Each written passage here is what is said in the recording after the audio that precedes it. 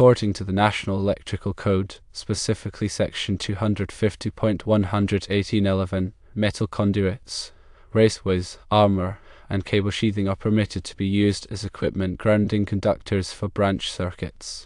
This means that a metal conduit can serve as a grounding path for electrical circuits, offering an alternative to running a separate grounding wire.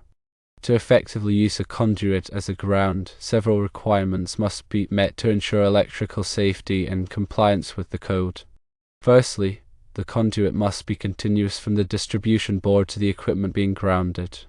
This continuity ensures a low impedance path for fault current to flow back to the source, facilitating the operation of overcurrent protective devices like circuit breakers or fuses. Any breaks or discontinuities in the conduit system can impede the flow of fault current and compromise the effectiveness of the grounding path. Secondly, the conduit must be securely connected to the grounding terminals of both the distribution board and the equipment being grounded. These connections must be mechanically sound and electrically conductive to provide a reliable path for fault current. Fittings and connectors used to join sections of conduit must be listed for grounding purposes and properly installed to maintain continuity and minimize impedance. Thirdly, the conduit must be sized appropriately based on the size of the circuit it is serving. The National Electrical Code Table 250.122 provides guidelines for sizing equipment grounding conductors based on the rating of the overcurrent protective device in the circuit. For example, a 400 amp circuit with 4 4/0 American wire gauge conductors would need a conduit of appropriate size as the equipment grounding conductor. The specific size requirement is determined by consulting the aforementioned table, ensuring that the conduit has sufficient ampacity to safely carry fault current. Fourthly, the conduit must be protected from corrosion and physical damage.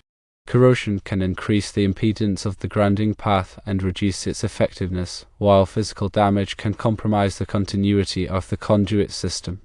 To prevent corrosion, the conduit should be made of corrosion-resistant materials or coated with a protective finish.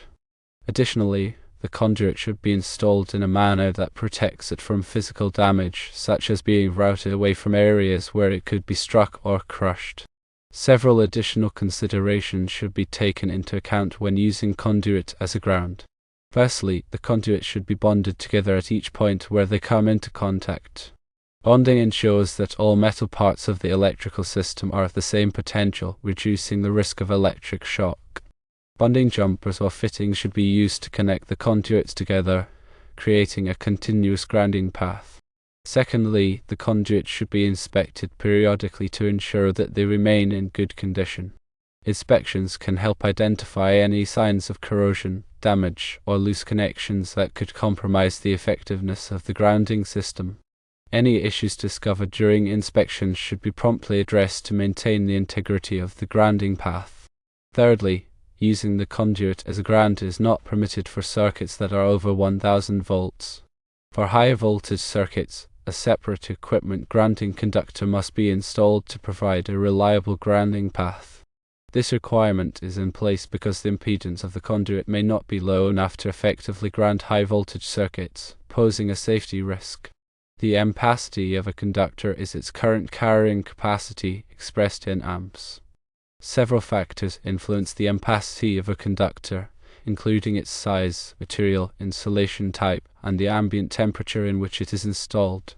Larger conductors have a greater cross-sectional area and can therefore carry more current without overheating. Conductors made of materials with higher conductivity, such as copper, have higher ampacity than conductors made of materials with lower conductivity, such as aluminum. The insulation type of a conductor affects its ability to dissipate heat. Conductors with high temperature insulation can operate at higher ampacities than conductors with lower temperature insulation. The ambient temperature in which a conductor is installed also affects its ampacity. Higher ambient temperatures reduce the ampacity of a conductor, as the conductor is less able to dissipate heat. The National Electrical Code provides tables that list the ampacities of various types of conductors under different conditions. These tables are used to determine the appropriate size conductor for a given application, ensuring that the conductor is capable of safely carrying the required current. When installing conductors and conduit, it is important to consider the effects of conduit fill. Conduit fill refers to the percentage of the cross-sectional area of a conduit that is occupied by conductors. The National Electrical Code limits the amount of conduit fill to prevent overheating and to ensure that conductors can be easily installed and removed. The allowable conduit fill depends on the type of conduit and the number of conductors being installed.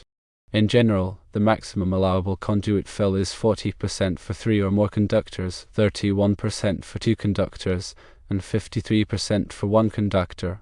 To calculate conduit fill, one must determine the cross-sectional area of each conductor and the cross-sectional area of the conduit.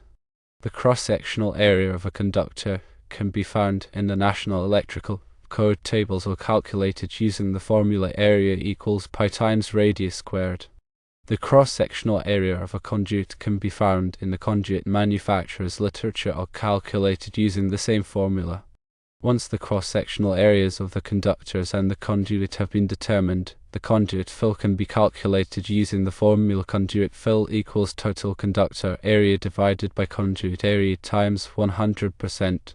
If the calculated conduit fill exceeds the allowable limit, a larger conduit must be used. In addition to conduit fill, it is also important to consider the directing factors that may apply when installing conductors and conduit. Directing factors are used to reduce the ampacity of conductors to account for the effects of bundling, ambient temperature, and other factors. Bundling occurs when multiple conductors are installed in close proximity to each other. The heat generated by the conductors can raise the temperature of the surrounding conductors, reducing their ampacity. The National Electrical Code provides directing factors for bundling that must be applied when more than 3 current-carrying conductors are installed in a raceway or cable. Ambient temperature directing factors are used to reduce the ampacity of conductors when the ambient temperature exceeds 30 degrees Celsius or 86 degrees Fahrenheit. The National Electrical Code provides ambient temperature directing factors that must be applied based on the insulation type of the conductor and the ambient temperature. Other directing factors may apply depending on the specific insulation conditions. For example, directing factors may be required for conductors installed in direct sunlight or for conductors installed in areas with poor ventilation. It is important to consult the National Electrical Code and other applicable standards to determine the appropriate directive factors for a given installation. Grounding and bonding are essential for electrical safety. Grounding provides a low impedance path for fault current to flow back to the source, facilitating the operation of overcurrent protective devices. Bonding ensures that all metal parts of the electrical system are at the same potential, reducing the risk of electric shock. The National Electrical Code provides detailed requirements for grounding and bonding electrical systems. These requirements cover a wide range of topics, including the size of grounding and bonding conductors, the methods of grounding and bonding equipment, and the requirements for grounding and bonding in specific types of occupancies. Grounding electrodes are used to connect the electrical system to the earth. The National Electrical Code specifies several types of grounding electrodes that are permitted, including metal underground water pipes, concrete encased electrodes, ground rings, and rod and pipe electrodes. The grounding electrode must be sized in accordance with the National Electrical Code and must be installed in a manner that provides a reliable connection to the earth. Bonding is the process of connecting all metal parts of the electrical system together to create a low impedance path for fault current. The National Electrical Code requires that all metal enclosures, raceways, and equipment be bonded together. Bonding is typically accomplished using bonding jumpers, which are conductors that are used to connect the metal parts together. Bonding jumpers must be sized in accordance with the National Electrical Code and must be installed in a manner that provides a reliable connection. Equipment grounding conductors are used to connect the metal parts of equipment to the grounding system. The equipment grounding conductor provides a path for fault current to flow back to the source, facilitating the operation of overcurrent protective devices. The equipment grounding conductor must be sized in accordance with the National Electrical Code and must be installed in a manner that provides a reliable connection. In summary, using conduit as a ground is permitted under the National Electrical Code, but it is essential to adhere to all applicable requirements to ensure electrical safety and compliance. These requirements include ensuring continuity, proper connections, appropriate sizing, protection from corrosion and physical damage, bonding of conduits, periodic inspections, and limitations on voltage levels. By following these guidelines, you can safely and effectively use conduit as a ground for electrical circuits.